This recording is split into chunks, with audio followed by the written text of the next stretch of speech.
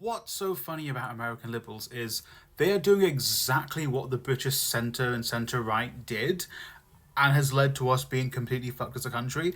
And they are doing the same thing. They're on the same track. They're like one or two election cycles behind us.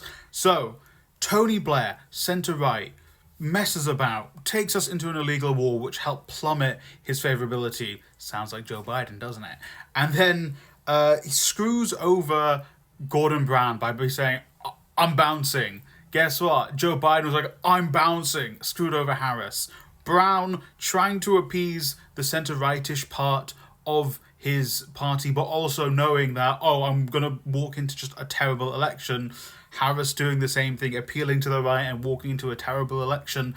Loses. We end up with the Tories for 15 years who gradually destroy our country. Trump is doing the same thing. Maybe they're going to do it in one election cycle as opposed to the 3 election cycles that the Tories had.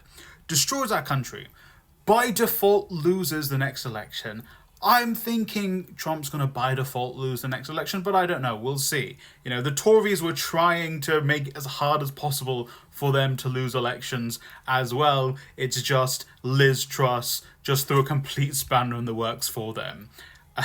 But we end up with a centre-right Labour Party, more right-wing than centre to be honest, who have purged all of the left-wing from Labour, just like the Democrats purged a bunch of the left wing during the last elections, mostly in favour of AIPAC, but in general just purging the left wing. They're going to do this over the next couple of years as well, and their voter base seems to want them to do that too.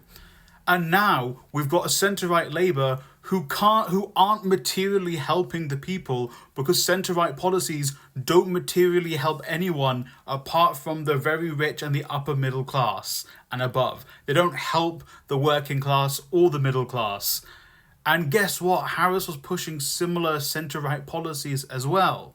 So if the next person comes in, Gavin Newsom, pushing the same centre-right policies, running basically on the platform of at least we're not the other guys, just like Labour ran on at least we're not the Conservatives, leaving space for the far right in an even bigger wave to come in and destroy your country. And I know once Trump is done and they get the next person, especially if they lose, they're going to be even further right. They're going to take up even more electoral space and completely destroy the United States. Just like if Reform get in power, they're going to completely destroy the UK. Literally, Americans are like 2 election cycles behind us.